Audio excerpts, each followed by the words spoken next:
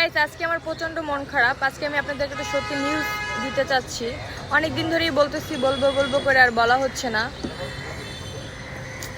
কিন্তু আপনাদের জানার দরকার। ওই তোর আম্মু? হ্যাঁ, আম্মুর বিষয়ে কথা বলবো। আম্মুর সাথে এটা কি? মামুন, প্রিন্স মামুন। আচ্ছা, আপনারা জানেন না যে লাইলা আমার আম্মু? তো আজকে আব্বুকে নিয়ে ঘুরতে আসলো লেকের পাশে, অথচ মেয়ের কোনো খবর নাই। অথচ আমাকে দেখাও না দেখার ভান করতেছে। আমাকে মনে হয় চিনিই না। আপনারা অনেকেই জানতেন যে একটা তার 20 বছরের একটা মেয়ে আছে, সেই মেয়েই আমি।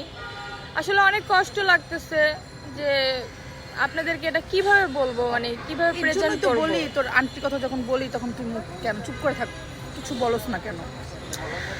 কি বলবো দোস্ত, মামুনরে বিয়ে করছে, তুই বুঝোস ভাই, তুই সমাজের অবস্থা, তুই বুঝোস। তুই অনেক আনলাকি, বুঝছস?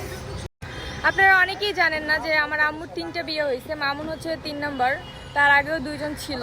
তো আমি হচ্ছে 2য় নাম্বার, তার 2য় হাজবেন্ডের ঘরের মেয়ে। এটাই আসলে আমার খুব কষ্ট লাগতেছে যে আজকে আমাকে দেখেও না দেখার ভান করলো, মানে খুবই কষ্ট লাগছে। আমি তো অবাক, আমি তো ভাবতেই পারি নাই যে এরকম একটা বিহেভ করবে।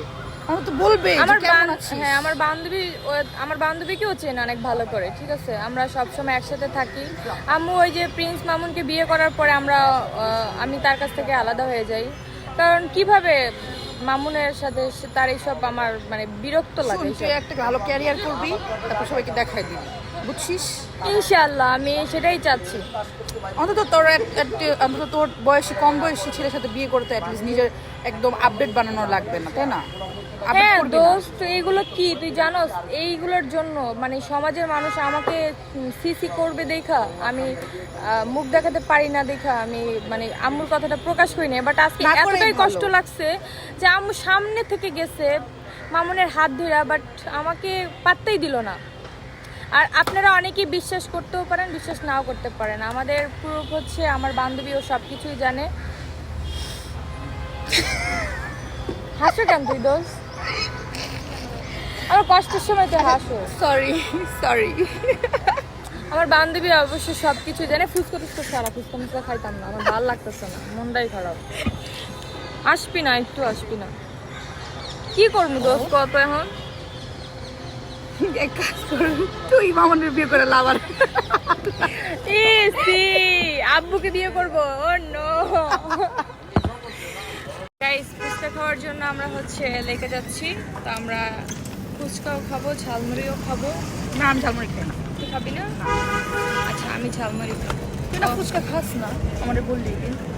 খাই না, এখন তোর দেখা দেখি আমার এখন পাই, যদি না পাই তাহলে কিন্তু ভিডিওওয়ালারা বলবে যে মিথ্যা কথা কয়। আমি মিথ্যা কথা বলি, আমরা সবসময় সত্যি কথা বলি। তো যাই হোক, আমরা হচ্ছে ফুচকা খাবো, ঝালমুড়ি খাবো, এর জন্য ধানমন্ডি যাচ্ছি, ধানমন্ডি লেকে।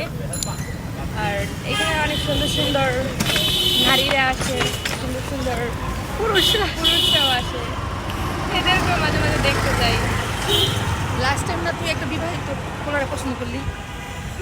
সিরিয়াসলি? হ্যাঁ, বিবাহিত পোলারে পছন্দ করি। হ্যাঁ, রোজে তো আবার রমজান মাস। আল্লাহ, কি বলো সেগুলা?